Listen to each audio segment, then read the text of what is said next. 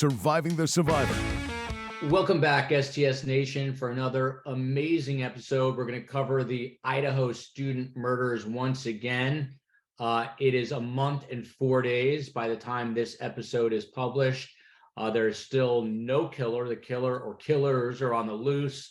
Still no murder weapon as investigators continue to try to piece this all together and try to solve this puzzle. Once again, as STS always does, we deliver the very best guests in the true crime business. Today is no exception. At the top of the screen, the distinguished looking gentleman with the great mustache is Jim Van Allen. He's a certified profiler and experienced threat and risk assessment specialist. Jim has over 31 years of experience in law enforcement and investigations with the Ontario Provincial Police, 15 of which were spent as the manager of the OPP Criminal Profiling Unit. So he knows how to read a suspect, and we'll get into that in a moment. Below him is Peter Massey, who started his career at the Hamden, Connecticut Department of Police Services, rising to the rank of detective. He retired in July 2003 after more than 20 years to become the training coordinator for the National Crime Scene Training and Technology Center at the Henry C. Lee Institute of Forensic Science. He's currently a professor of instruction at the University of South Florida at St. Petersburg. As I do with every episode, just a couple of quick housekeeping points. We need the support. We're doing this pretty much 5 or 6 days a week. If you'd like to support us and show some love, you go to Patreon, you search out Surviving the Survivor. We could certainly use it. You get ad-free content, behind the scenes footage. And on January 5th, the very first virtual meet and greet with this woman who can talk the Holocaust. She's a survivor. She loves true crime. She's also a licensed therapist, so she brings a lot to the table. Gentlemen, these whodunits, sometimes you forget the victims, so I like to start each show with the victims' names. Let us never forget those young lives lost way too soon. We've got Madison Mogan, 21, Kaylee Gonzalez, 21, Zana Kernodal, 20, and Ethan Chapin, 20 years old. Our thoughts, of course, are with the family members, and we hope for a quick resolution. So you two have tons of experience in both profiling and investigations. Everyone is talking about this case. I mean, nationally, globally, we're getting tons of comments. What is something that we're missing in this discussion, if anything? Jim, I'll toss it to you first. Well, it's always difficult to look at a case such as this from the outside. Even a single incident, single victim homicide, this one's complicated, of course, because you have 4 victims. And the work and the pressure put on the police is 4 times that much, dealing with 4 families, 4 autopsies, 4 times as much evidence, a lot of media pressure. There's only so much we can say in terms of what generally occurs in these investigations. And I think what's required here is time. It's going to take the police time to work through the evidence that they're amassing, the amount of forensic analysis that's going to come back to them, probably still in the throes of doing hundreds of interviews, and it's going to take time to go through, determine the significance of that information and act on it. So Jim, I take it you're not surprised then that we're at a month and 4 days? I'm not surprised at all. Some investigations come together very quickly, and others, unfortunately, take time. We just solved 2. Police in Canada solved 2 the other day that were 39 years since they were committed.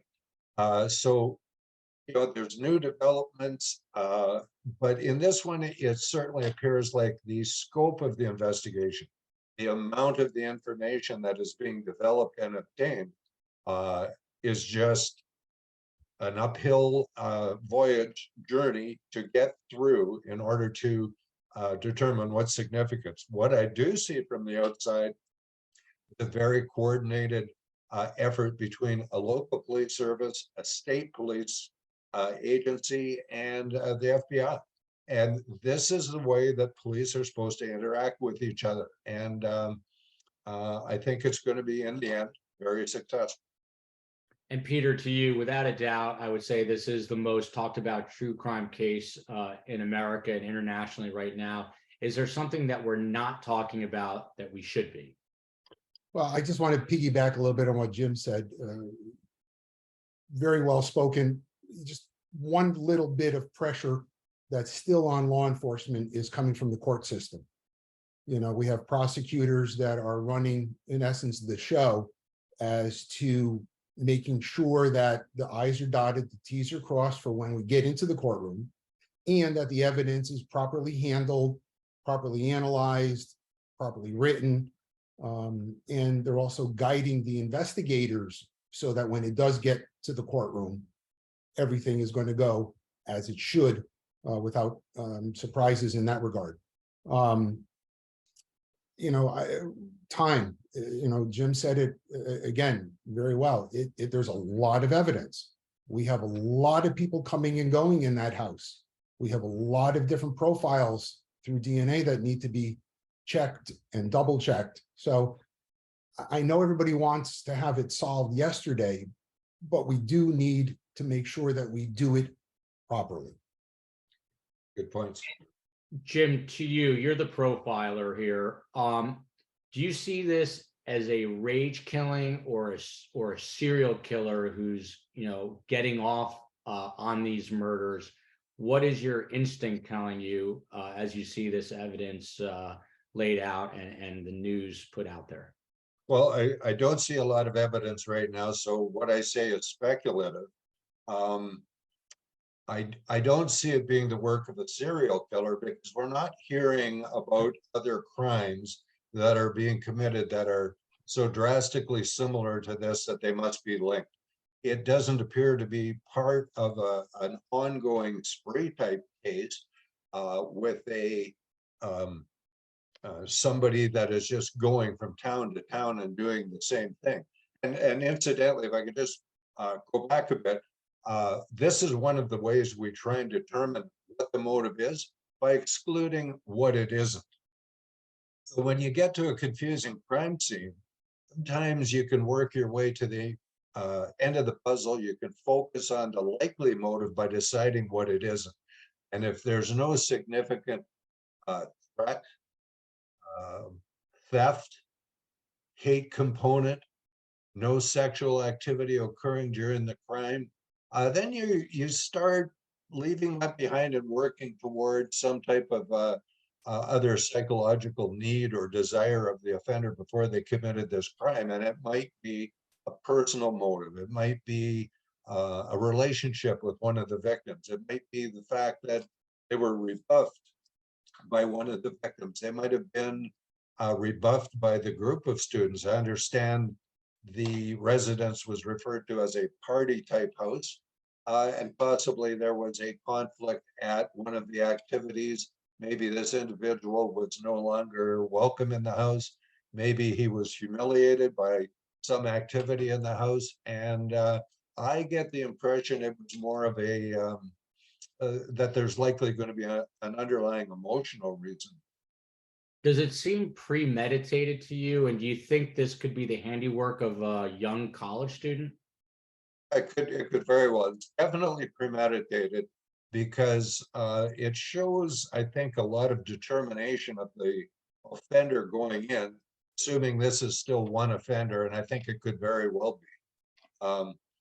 Very determined going in and killing 4 people. There's generally a fairly strong age relationship between victim and offender. So we're talking young there. In my experience, when you see this level of violence, it's often late 20s, which is still within a reasonable time limit or age limit, rather, with the victims that you're looking at. This is very determined. Killed 4 people, missed 2 that were in the house, and that could be explained by the layout of the house, lack of familiarity with all the sleeping quarters. maybe that room was locked that night. It depends. I've never seen the floor plan or where the killings occurred within the house, so I can't say for sure. But sometimes you get bedrooms that are tucked away down in the basement or something like that, and they go unnoticed.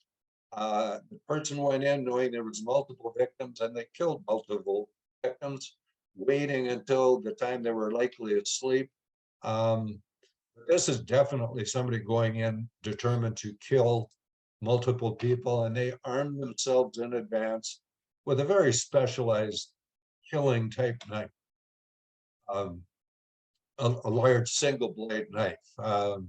That's totally consistent with that purpose, and I think that goes to speak to the offender's resources, what they're comfortable with, what's available to them, and maybe they're unfamiliar or unable to purchase a firearm that would have allowed them to do this more efficiently.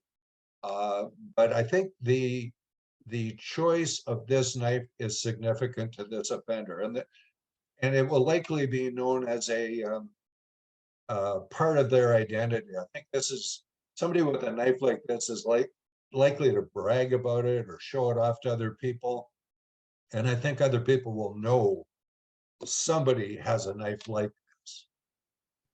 And Peter, to you, same question. As a seasoned investigator, do you lean towards rage killing, serial killer? Is it possible that there was more than one killer? In my experience, and it's very limited as it pertains to what Jim was talking about, you have a bladed weapon, which shows that it's a very personal attack, as opposed to the firearm. That because, again, it's a bladed instrument, it shows this person is willing to get into close contact with an individual. So I tend to think, and again, Jim is much more tuned to this than I am, I tend to think it's an individual, like what Jim said, where it's somebody with some rage in them, just based on the damage to the bodies. Again, we're not privy to this info. We can only pick up what the parents are saying, or what the father is saying on one of the gals. But when you have that kind of damage done, to me, that's somebody who has a personal vendetta or a personal attack. And I wasn't going to bring him up today, but Peter just kind of threw me the alley-oop here. Peter's referring to Stephen Gonzalez, and I bring it up because Jim is such an experienced profiler.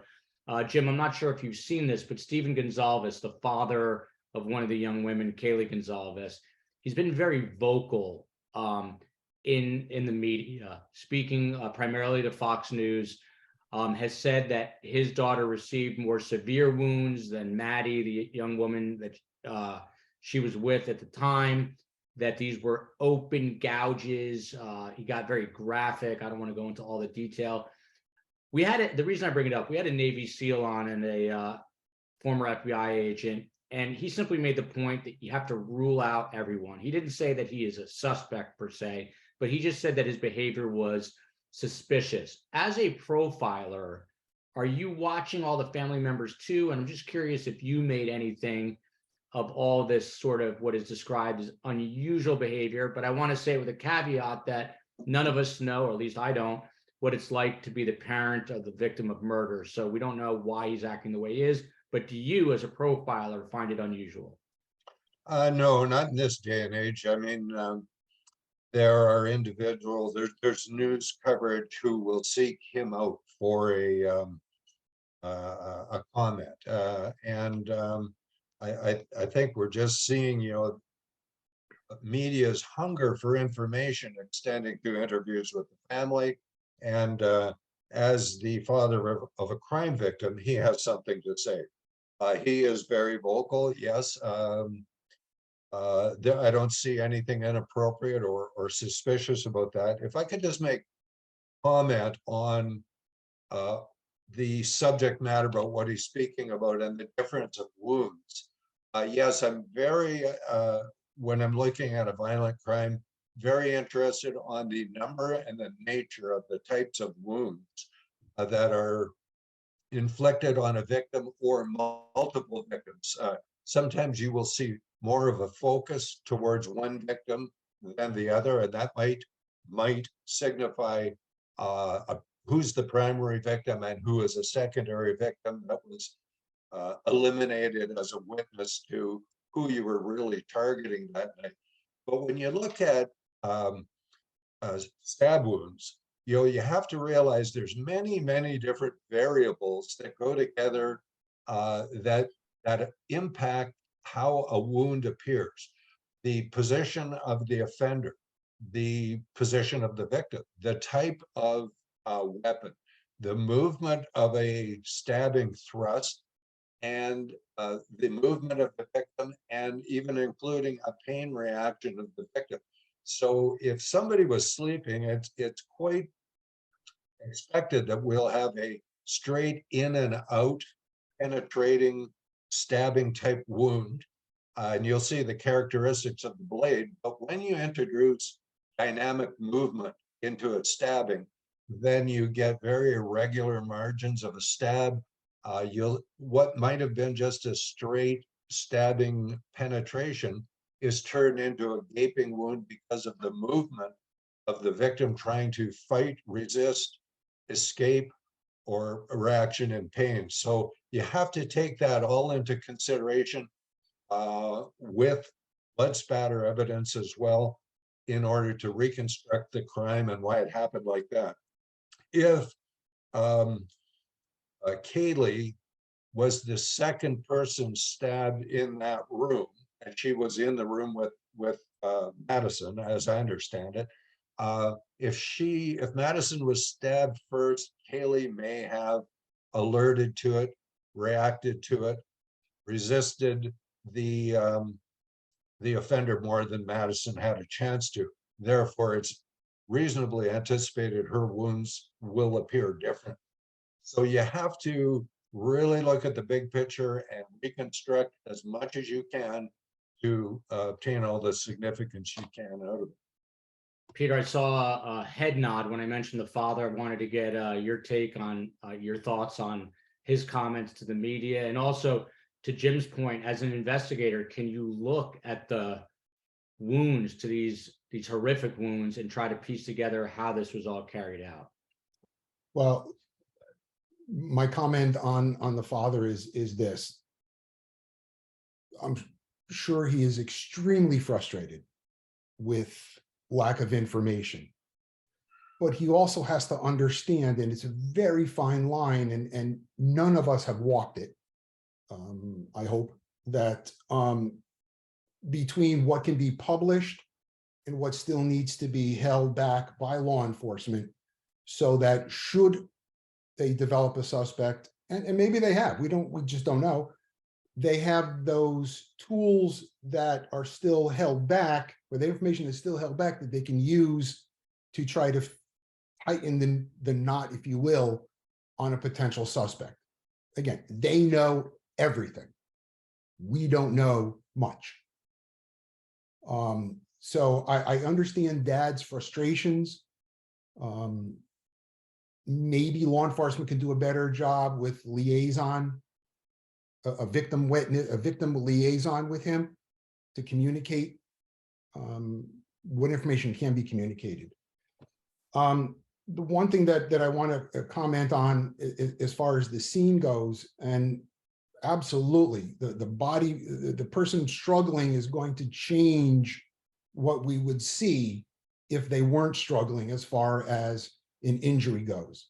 But body type is also going to be in there. How tight your skin is, the size of your body, whether you're thin or not thin, that's going to matter as far as the shape and size of these injuries. Look, there's just a lot of things we don't know at this point. Without getting too graphic, is there someone from the forensic team that's analyzing these wounds to try to make sense of how the crime was carried out right now, Peter? Yes, the medical examiner, forensic pathologist is doing that. Their information in the autopsy report, in conjunction with the forensic reconstructionists from the scene, may possibly be able to reconstruct and put back, possibly even blow by blow, what took place. And Jim, you spent 31 years doing this work. Do you still go to sleep at night thinking about some cases that you were not able to solve? Oh, there's always a few that you remember, just the sheer graphic violence of some. Yeah, not all cases are solved, and I still think about some. When you do violent crime work, you're going to see things a lot of other people haven't seen. You sign up for this, you volunteer for this type of work.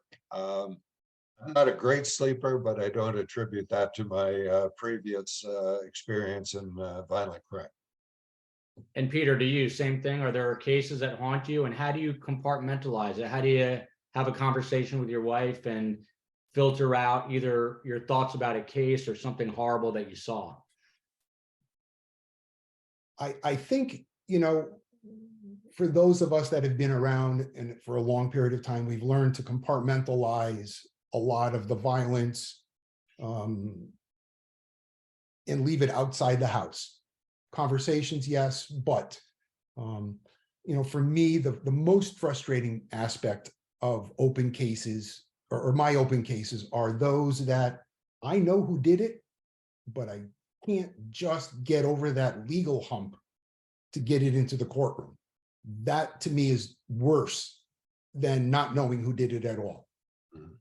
And that's interesting. I came up on an episode we just had, either the most recent or the second to most recent.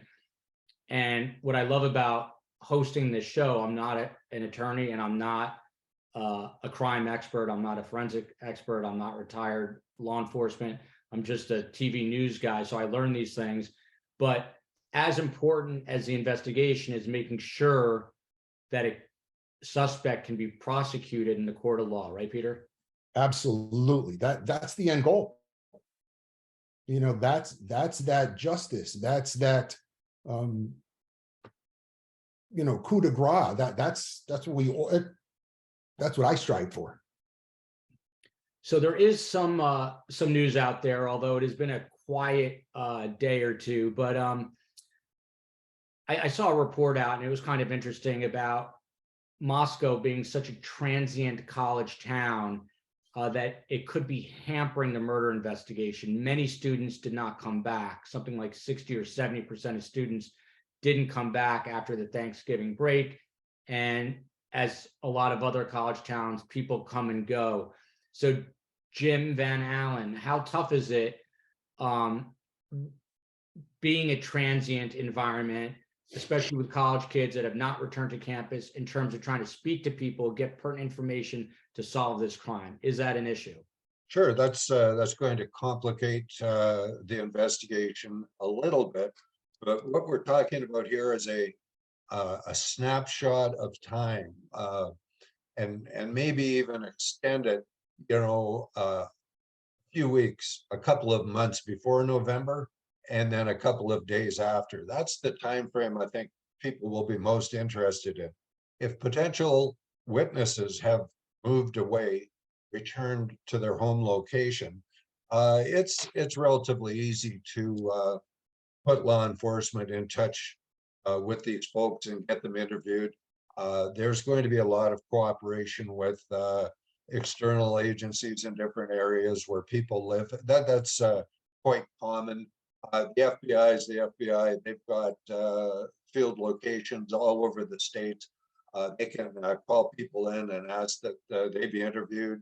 You know, they'll free up the resources to pay the expenses that are required to interview the people that need to be interviewed. But again, right now, I think what we're seeing is a primary focus on the return of investigative information, of video footage, forensic analysis, and then they'll start focusing in more of a direction, hopefully in an area that's indicated to them as being noteworthy. So the police, the Moscow police, have been posting news conferences, not taking questions, what I call kind of a virtual press release. Captain Lanier of the department had this to say about the day he got the call, the day of the murders. And he says, it took me a second. I really had to think about what I had just heard. 4 murders in Moscow, Idaho is so out of character. Peter, this would be out of character for the NYPD. There's no real way to process this when you're first getting this information in terms of an investigative standpoint, right? Yeah, look, anytime anybody is called at home and told to call to, report in because you have a double homicide, a triple homicide, a quadruple homicide, you're the funny for me to say, but the hairs on the back of the neck stand up, because it's not common. And this is going to sound horrible, but, again, we got into this business because we care about people. But there's also that excitement on our end. And, to have a large case like this is your life. This is your career. This is something, Jim said it, I think earlier, that you look back on forever. And the shock in a small town of college students, especially being, in their 20s and being vulnerable, is eye-opening, is hair-raising, is shocking. A burglary, yes, but a homicide, a quadruple homicide in Moscow, Idaho, it just doesn't happen. And I relate, as a former news guy, sadly, the way you elevate in your career is you catch a big story. I happened to be one of the first people covering the assassination attempt on Congresswoman Gabrielle Giffords, and that got me a lot of media attention. And it's really a catch-22. You never want a story like that to happen. Oh, God, no. But it's the adrenaline of a big story that is what gets our juices flowing. So it's kind of, you need to be careful what you wish for, but it is the nature of the business. So I understand what you're saying. Jim, the Moscow Police Department has not hosted an in-person media briefing since November 23rd. Today is December 14th. Good idea or bad idea? It's one of those things, you're damned if you do and you're damned if you don't. And right now I see a very strict focus on protecting investigative information, not letting it get out into the public realm where it's going to drive the investigation. It's going to drive public opinion. There's going to be more pressure to change an investigative avenue you're going down. They're doing it to protect the integrity of the investigation, and I think it's wise, but clearly unpopular for a lot of people. Of course, the parents want to learn more. The community is scared, and it needs to be reassured. But I think they've done that. Maybe they should do that a little bit more. They've made comments and then sort of walked them back a little bit. I'm not sure how experienced a media liaison officer they have there. But again, I see the focus in protecting the integrity of the investigation right now. And that's always well advised. We're going to get to viewer comments in just a moment. Fox News, in addition to interviewing Stephen Gonzalez this week, Fox News Digital, and for full disclosure, I used to be a correspondent with Fox News. They broke another story saying that detectives, and Peter, I'll toss this to you as a former detective, detectives collected 8 hours of surveillance video this past Tuesday morning. This will be published on a Thursday, so 2 days ago. They collected 8 hours of surveillance video from a gas station in Moscow. Essentially, we all know a BOLA was put out the week before for a 2011 to 2013 Hyundai Elantra. The overnight manager at this convenience store kind of remembered seeing something, so she took it upon herself during her graveyard shift to look for this car on their surveillance. cameras, and she found something at around 3:45 in the morning, a white sedan passing by, and she brought it or uploaded it to the site that investigators have established for this case. Is it surprising, Peter? The assumption is that police didn't go out and already get this surveillance video, days, if not hours afterwards. Is that a correct assumption to make? Because that's a lot of the criticism online is, what are investigators doing? They should have gotten all this surveillance video. And number two, how important is it to have gotten this? Well, we don't know how close, law enforcement didn't know at the time how close a gas station or a surveillance camera may be, who has surveillance cameras, and more importantly, a possible escape route if the perpetrator or perpetrators use the vehicle.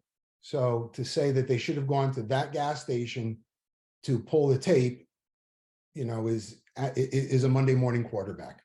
Now we know that they had it. Yeah, they should have pulled it, but we didn't know that they had it.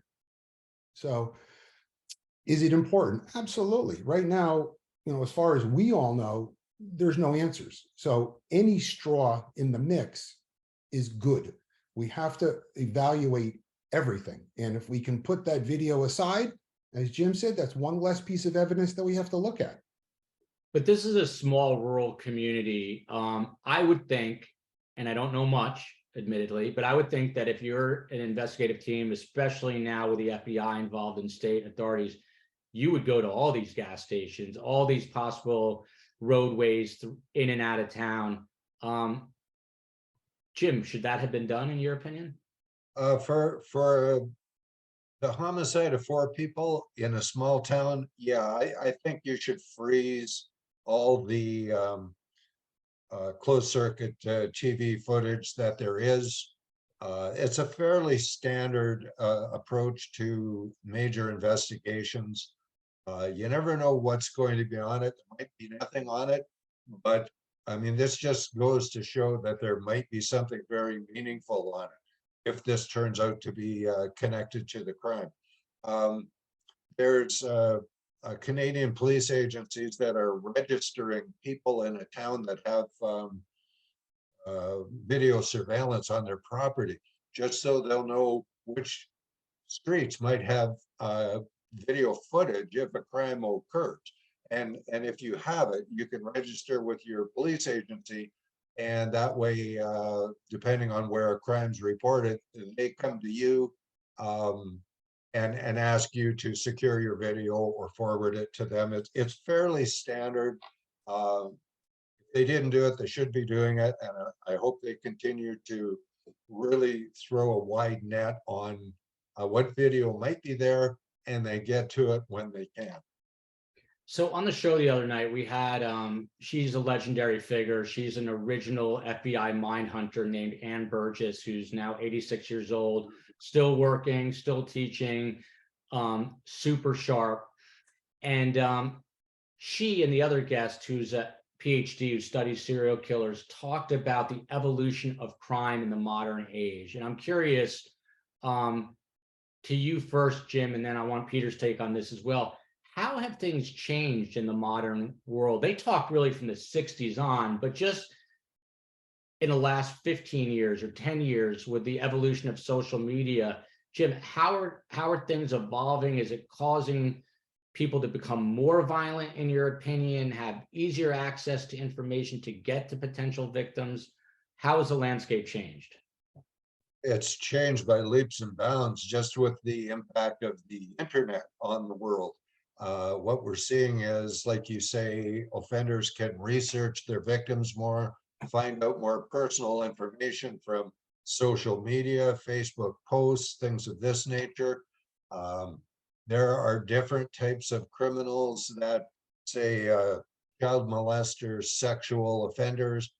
They can network with other people and trade and sell pornography. They are empowered, or their criminal needs are reinforced in their mind because they've just found a whole group of other people that think the same way as they do and are gratified by the same needs. People are certainly more inclined to voice opinions and hate crimes. We see a big spike in hate crimes, anti-Semitism, anti-Black. There's a lot of stuff going on, a lot of extremism. There's crimes that are hatched on the internet, and people further their planning. And with that, additional challenges to the police, but also additional sources of evidence that the police can exploit. And if the criminals are using this type of technology to be better criminals, we can look at it and see what it is that we can exploit to be a more efficient investigator. Peter, I'm interested in your take. How things changed in the modern era. So as Jim said, the internet, I think, has allowed us to say whatever we want to say, however inflammatory it may be, without repercussions. And as such, I think that society has gone to that side. You know, it used to be, you know, if I didn't like you or disagree with you, maybe we would duke it out, and at the end we'd hug and kiss and move on. Nowadays, we're bringing guns and knives to these fights, and there is no more hugging and kissing at the end. It's a trophy almost. So I think in that regard, we've become, even though violent crime is down, we've become a more violent society. On the other hand, I also take that the challenges have gotten a little, well, back up, to go with Jim saying, the digital footprint of these people who are using the internet for nefarious purposes is going to be huge. On the other side, from a forensic standpoint, we're educating law enforcement better. We're training law enforcement better. Our techniques and technology has gotten better. We've been able to get the crime lab from a building out to a crime scene, so we can get, in theory,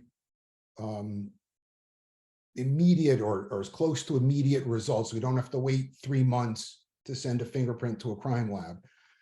Those kinds of things, I think, have changed both for the bad, but also for the good in our investigative techniques and tools. Peter Massey, seeing the glass half full. So Ann Burgess and the other guest, his name is Gary Mercado, is a PhD who studies serial killers. After we did our show, I hadn't even looked at the comments, but Gary, as a PhD who studies this, looked at all the comments and he said, check out this comment. And it was very misogynistic, very twisted, very demented. And he said, I'm not saying this is the killer, but this is the mind of the killer. So to you, Jim, if this is a serial killer, is it possible that he is watching Surviving the Survivor and other shows because you kind of get off on the attention and even potentially commenting? Well, again, I don't necessarily think this is a serial killer. And it doesn't take the mind of a serial killer to do this. I think many offenders view the media coverage on their crime in an effort to gauge what is known about them. What are the police thinking about them? What evidence do the police have that might result in me being apprehended? Is this the point where I try and escape the town, trying to be a step ahead of the police, or does it appear I can stay here and keep trying to fly under the radar? That type of thing. And we've seen a lot of interest in the media by a lot of people that commit violent crimes. And it's just one of the things they do, trying to be effective at avoiding apprehension. And then Peter, to you, on the flip side, are investigators looking at podcasts and looking at the news online for comments for something that might trigger something that could potentially be a lead, something that stands out to them? Is that happening? I don't see the local police department doing this. Maybe the state police or the federal agencies that are involved are doing this, but I just don't see the local police department doing this, mainly because they don't have the resources.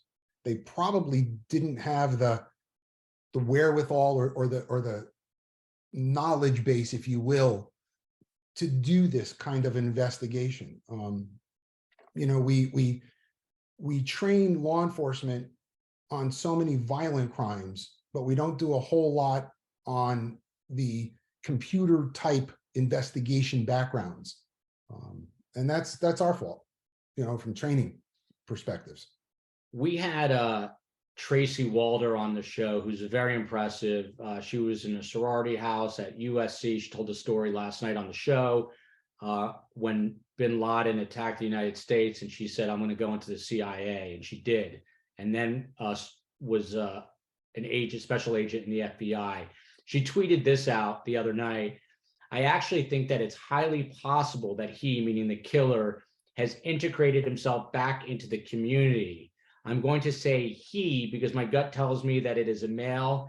What this person tells me is that, yes, he's very much a cold-hearted killer." So, Jim, to you, is it possible the guy who killed 4 people is essentially right under the police's nose, still in Moscow? Is it possible?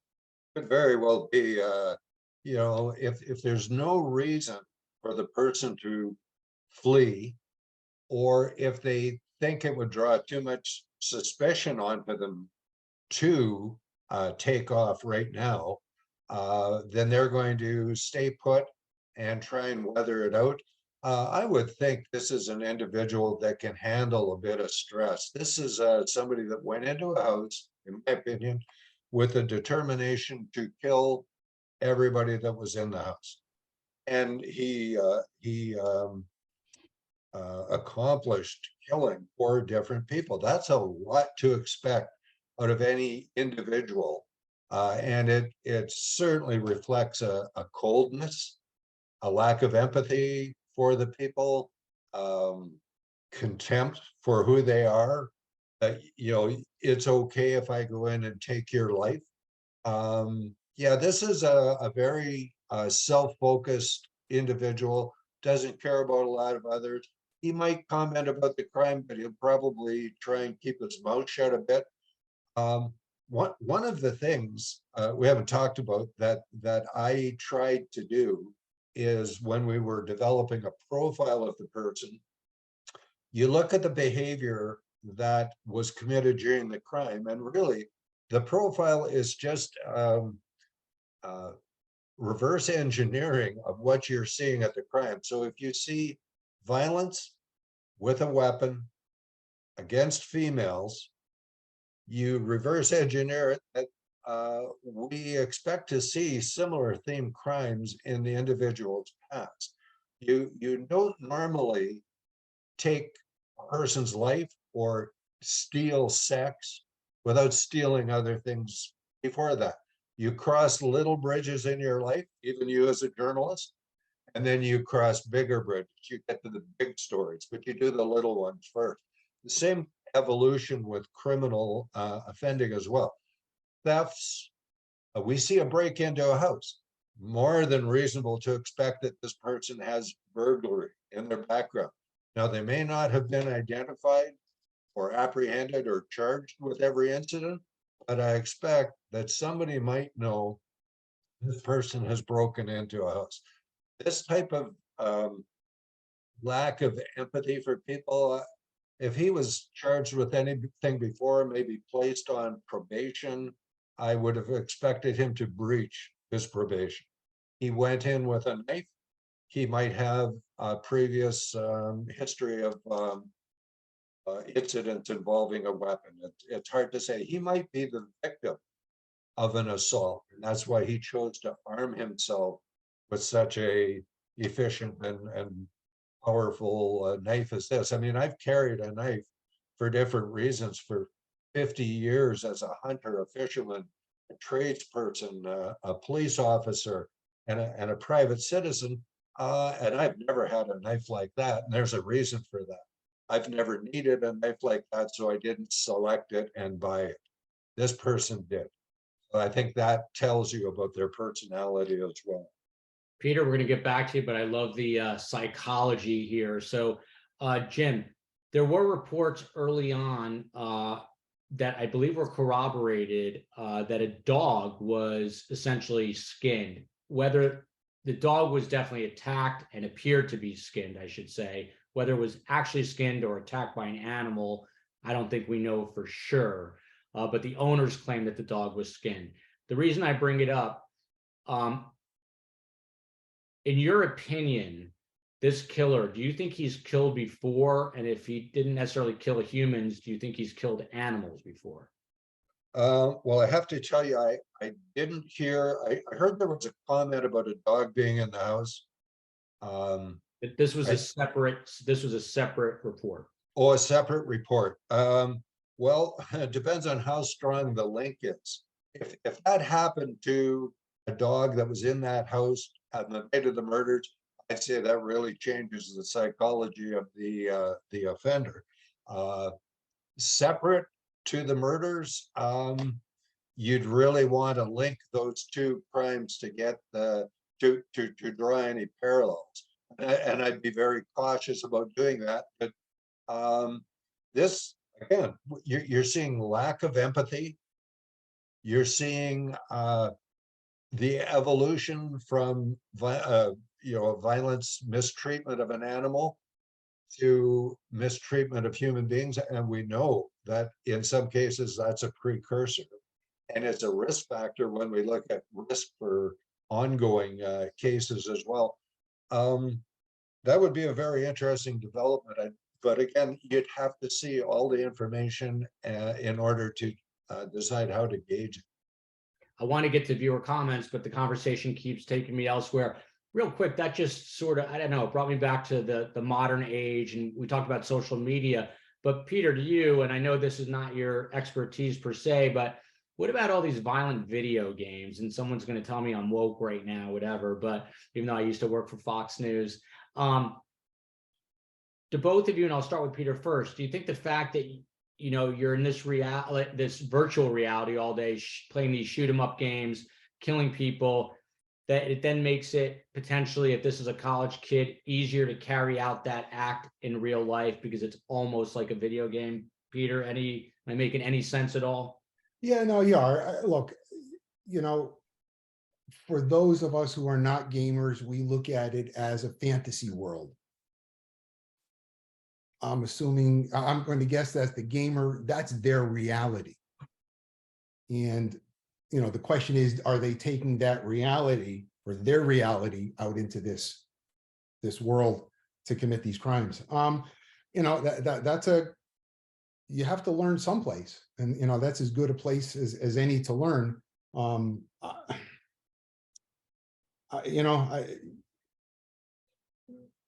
I have one comment.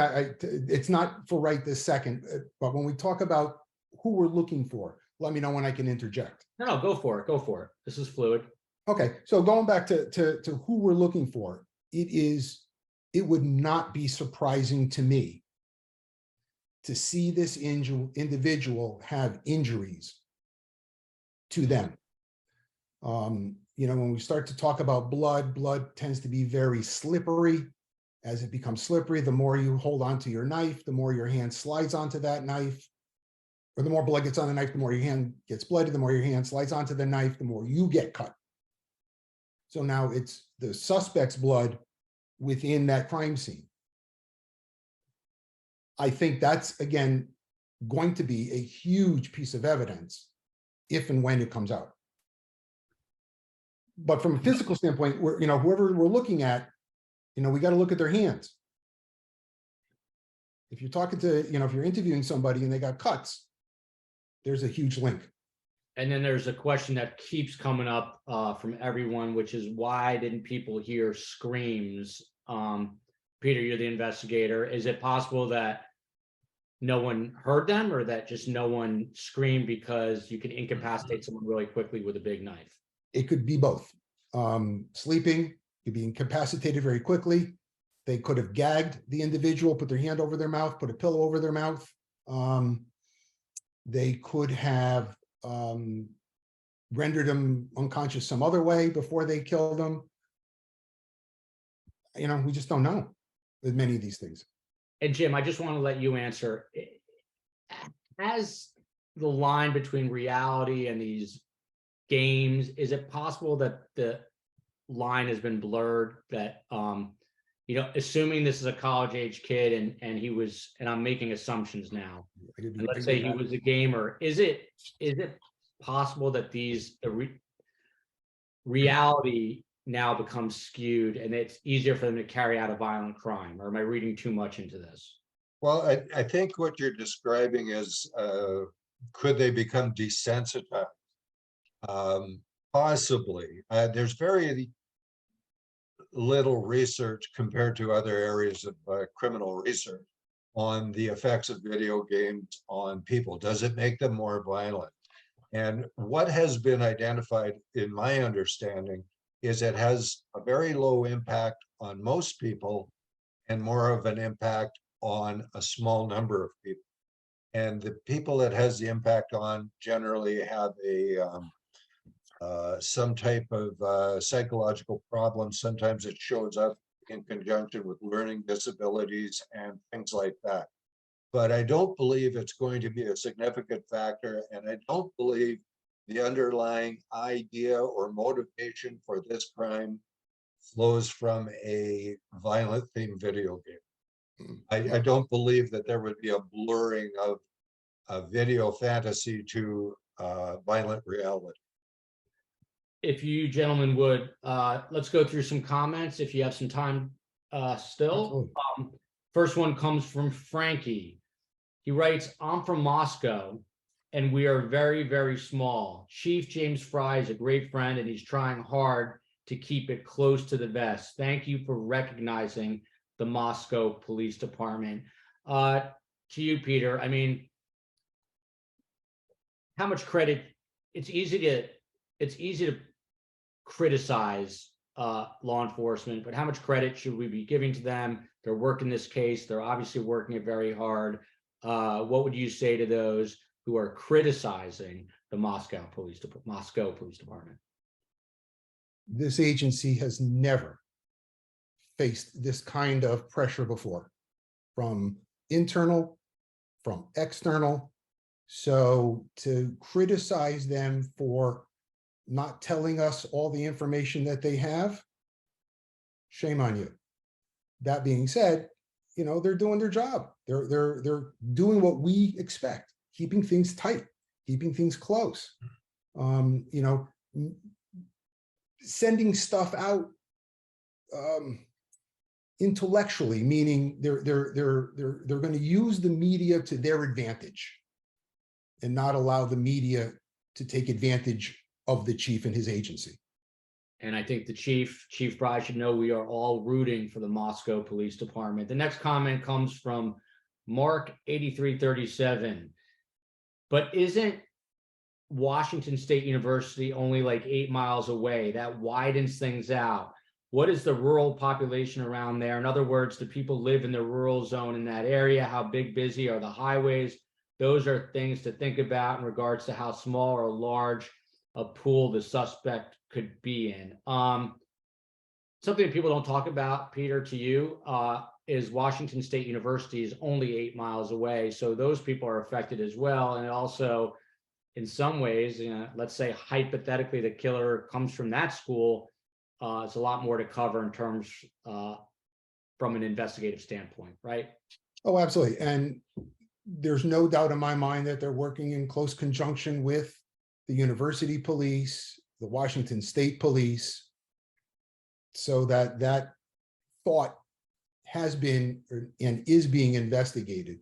You know, when you're that close, and with social media, kids will socialize. You know, 8 miles to go from one university to another, party at Idaho, party at Washington. Jim, this one comes from Wendy Phillips. The more that are involved, the more difficult it is to keep a secret. I find it hard to believe that it is more than one person. Do you concur? The impression I get from what I've heard right now is I believe that this is within the range of possibility of one offender to commit these crimes. Those that are examining the crime scene closely will look for indicators of more than one offender. You're going to have footprints in blood, and very bloody scenes, stabbings. You're going to have blood, and often offender footprints will be found, or partial footprints. If you get different footwear patterns, that of course indicates the presence of more than one offender. If you get the presence of more than one weapon, like different characteristics of knives, and this is quite easily determined because of the wound appearance. Different knives will leave different appearances. That might be a clue you've got more than one offender in a room.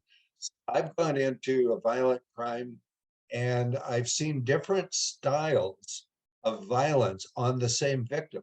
Some things that were done were brutally violent, and other things were done out of remorse. Well, those two thought patterns are totally foreign to each other and come from different personalities. Therefore, they come from more than one head. Therefore, you've got more than one offender in your crime scene. And when they were searching the house for property, I could tell that the searching style within one room was different than the searching style in other rooms. So that was a clue that you had more than one offender in the crime scene. And you never stake your opinion on just one finding. You look for clusters of agreeing factors that support a theory. And when all crime scene information supports your theory, you know you've probably got the right theory. But I would tend to agree with Wendy at this time, unless there is some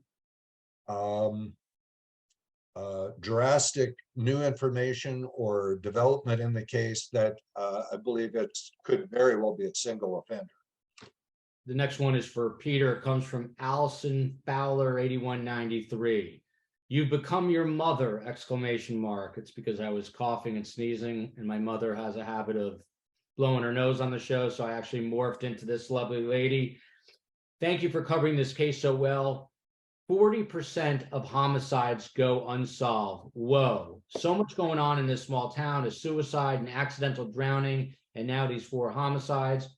There is a lot of a small community. That is a lot for a small community like Moscow. What stands out here, this came from Tracy Walder, this CIA agent, who said 40% of homicides go unsolved. Peter, that number shocked me, but 4 out of 10 people who are killed, we never find the suspect? It's gotten worse. So there was a time that homicides were easily solved, because many times homicide involves personal. With gang violence and drive-by shootings, we have a situation where, unfortunately, the number of homicides unsolved has risen over the last 15 or so years. So, you know, if you look at that kind of a homicide, yeah, you can get it. You can understand why it's not solved. But when you're dealing, you know, personally, I think this is going to be solved, because I think that there is a personal attraction or a personal magnetism to this case. I don't think that, you know, this is a totally random drive-by or a targeted drive-by where we just don't know. I think that this is going to be something very close to home.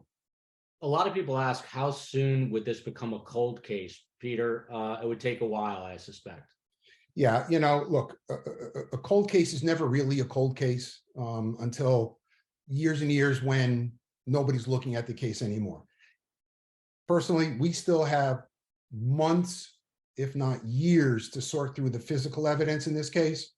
So years down the road, should it ever get there. Next comment comes from user with a gazillion letters, and this one's for you, Jim. I've said from the beginning that I felt the weapon was something with a very long handle, such as an axe. I know that sounds even more gruesome, but that would help that they write burglar didn't get injured himself. They may have had to use a knife to begin with to subdue the person. When I saw the blood running down the outside of the house, which would have come from Xana's room, and I felt it had to be a weapon, or probably was a weapon that caused huge gashes. Any possibility it was, I never even thought of that, to be honest, but any possibility it could have been something like an axe, or would that have caused just way too much damage? Well, there's I've seen axe murders, a number of them, and they're very characteristic wounds. They are difficult to swing inside small bedrooms. The medical examiner would no doubt be totally competent in determining what's an axe wound, what's a knife wound, the depth, height, and width of the blade making a penetration is going to be far different than that from an axe. I think if the medical examiner is telling us it's a fixed blade knife, that's what we should be going with. And Jim, do you think there's a lot of talk about this K-bar, which Navy SEALs use? Does that seem like something that could have been used in this? Again, defaulting to the medical examiner, if they feel that that's the characteristics of the knife, then that's a reasonable interpretation. And when you look at it, you know, a K-bar type knife is designed as a killing type knife. If I was going into an environment with an intention to kill a person or multiple people, I would like a sturdy and an efficient type of knife that is. Like I said, I've never bought a knife like that. I've bought many, many knives in my life. Never bought one, never needed one. This person wanted it for some reason, and maybe to some degree it was a premeditation, or they like the thoughts of what that knife can do, and it's going to be part of who they are, type of thing. And to your point, we had a Navy SEAL on who said that they were issued K-bars because they were in the business of killing people. Yep. Peter? Can I just add into this? One of the things that we're forgetting is geographical location. Idaho is a rural state. It's a hunting state. It wouldn't surprise me, that when a person, is born in Idaho, and again, I'm being very New York. yeah, that they're handed a gun, a little BB gun and a knife, because that's their lifestyle. Yes. You're out in the woods, you hunt, you fish. So to me, to have somebody with a large fixed blade knife, to me, that fits that geographical location. Yeah, we've discussed that, and I think that is on the money. This next one comes from Muddy. A few more comments, and we'll wrap it up with a final thought. Muddy writes, and this again would be for Jim.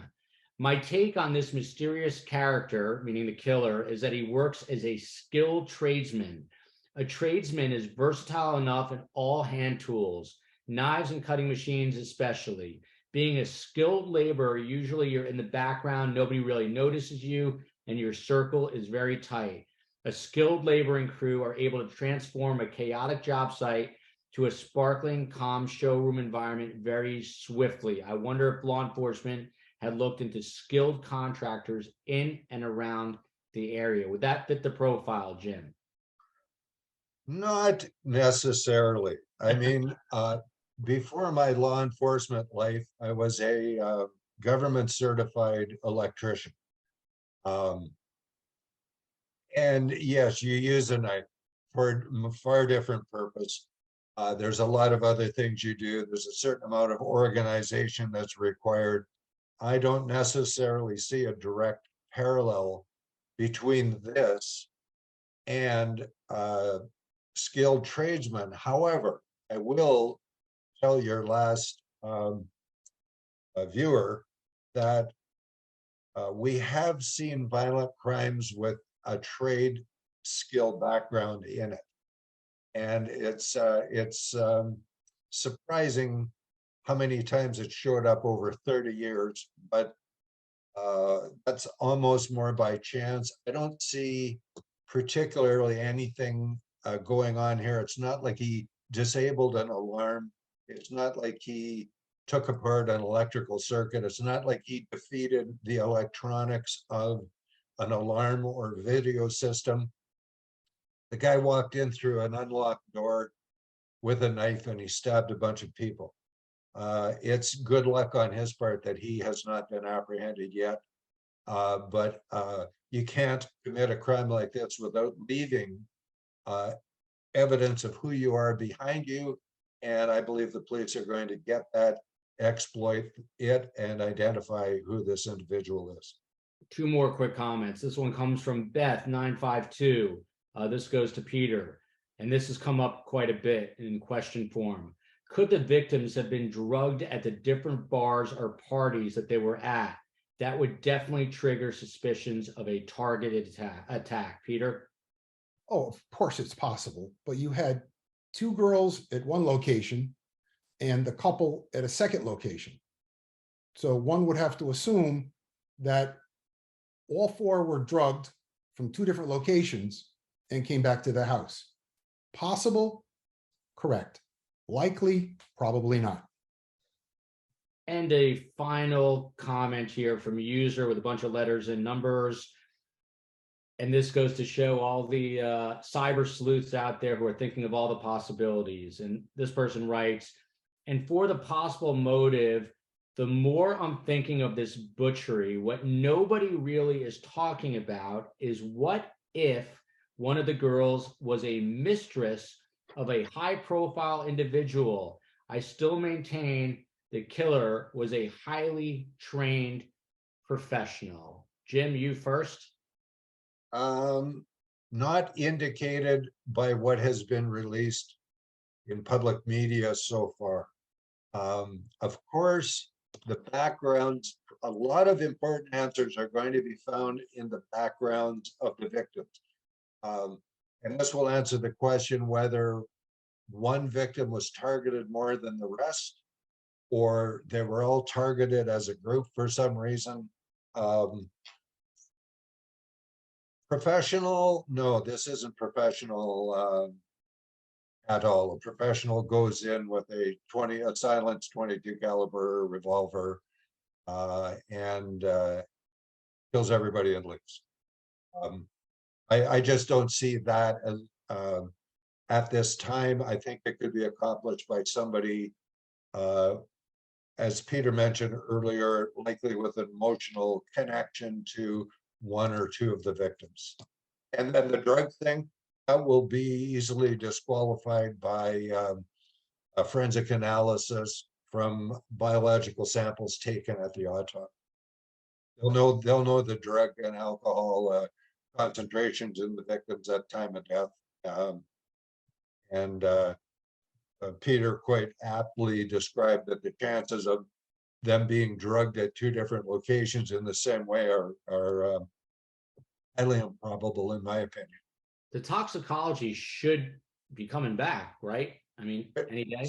6 to 8 weeks. 3 weeks. So we've got a ways to wait yet, and to let the police go through the analysis and determine what is significance. Just because somebody had 3 beer in their system at the time of the death doesn't necessarily mean it's significant. The fact if they've got a certain drug might be significant in a different crime, but you don't know till you have the whole picture, and that's what they're striving to get right now. They're doing their job competently, from what it looks like to me from the outside. Peter, what's happening inside the command post as we speak, and any final thought from you on this as we wrap things up? Well, I think, law enforcement is probably frustrated with the lack of forensic results as well, because that's going to guide them as to where they're going to lead for their investigations. I think they're plotting their next step as far as who to interview. Where are we going to interview them? Look, everybody's working hard. We have to believe that. I can't imagine law enforcement, like we said earlier, this is what they strive for. This is what the adrenaline rush is about. They're going to give 110% until they can't go anymore. And Jim, to you, final thoughts, something that we've missed, something that we are not looking at? No, again, the police likely know a lot more than what they're releasing, and they're protecting it to ensure the integrity of the investigation. They will have all the answers that are possible. They've called in lots of resources. They're backed up by state personnel, experienced investigators. They've reached out to the behavioral analysis folks with the FBI. They're being supported in every way an investigative agency can be supportive. They've got a medical examiner. This is in good shape, but they've got a mountain of information to work through, and that's going to take time. And I would say in the next month, they're going to have a lot better impression of what's going on. Let's hope so. The man on top with the great mustache is Jim Van Allen, a certified profiler with 31 years experience up in the Great White North in Canada. And he can also fix the kitchen lights because he is a certified electrician as well. The man on the bottom with the New York attitude is Peter Massey, a detective, a seasoned investigator, and a professor. I'd like to have you as a professor, Peter, at the University of South Florida at St. Petersburg. Gentlemen, thank you so much. Come back. We'll have the next episode of STS hot off the press coming back to you tomorrow. Love you, America.